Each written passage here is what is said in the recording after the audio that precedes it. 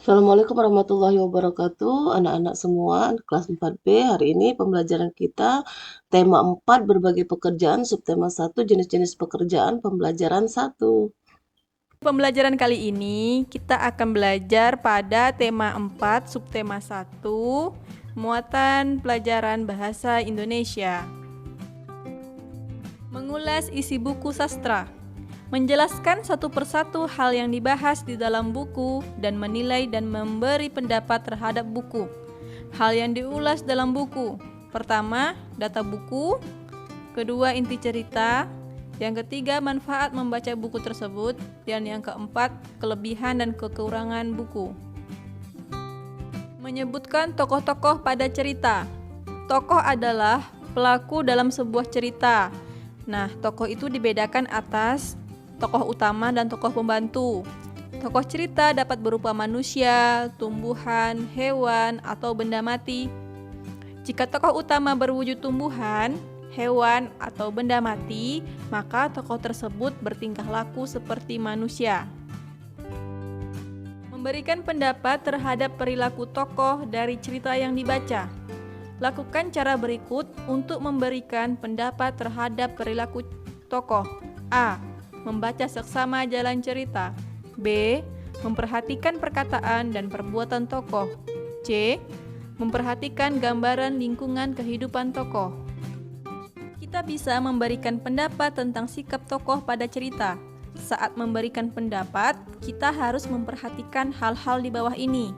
Pertama, komentar disampaikan dengan bahasa yang sopan. Kedua, komentar disampaikan dengan alasan yang logis. Ketiga, komentar disampaikan dengan ucapan yang jelas. Yang keempat, tidak menyinggung perasaan orang lain. Ayo, simaklah cerita semut dan belalang berikut.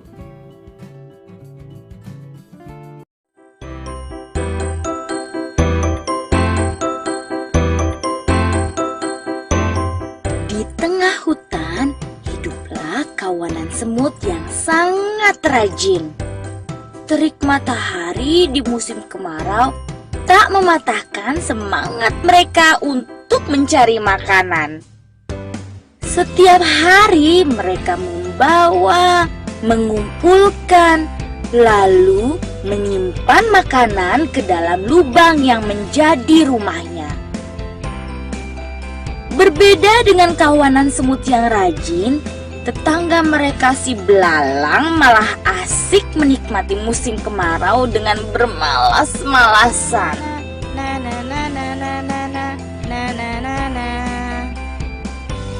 Suatu ketika, kawanan semut rajin itu lewat di depan belalang yang sedang asik bernyanyi sembari memainkan gitar kesayangannya. Hai semut, apa yang sedang kalian lakukan? Kami sedang mengumpulkan makanan untuk persiapan musim hujan. Ah, buat apa? Musim hujan kan masih lama. Lebih baik bersantai dahulu. Ayo sini, bernyanyi bersamaku. Semut tidak memedulikan perkataan belalang. Mereka kemudian berlalu meninggalkannya.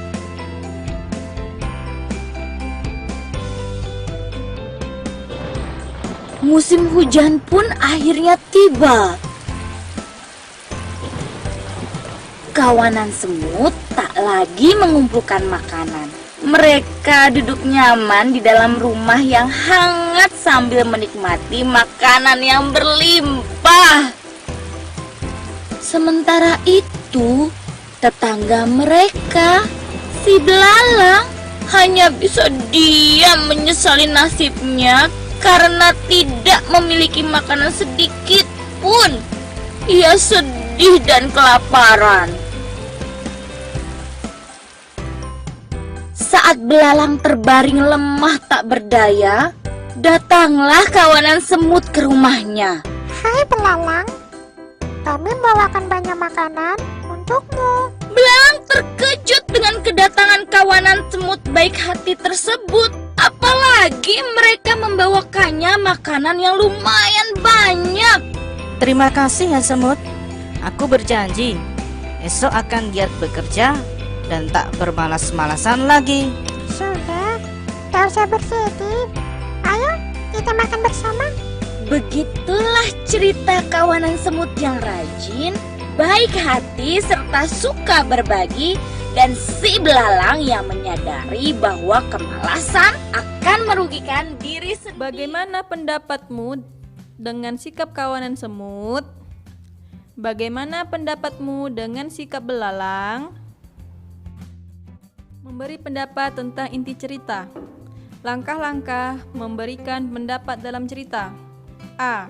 Bacalah cerita dengan cermat. B. Carilah paragraf yang memuat permasalahan. C.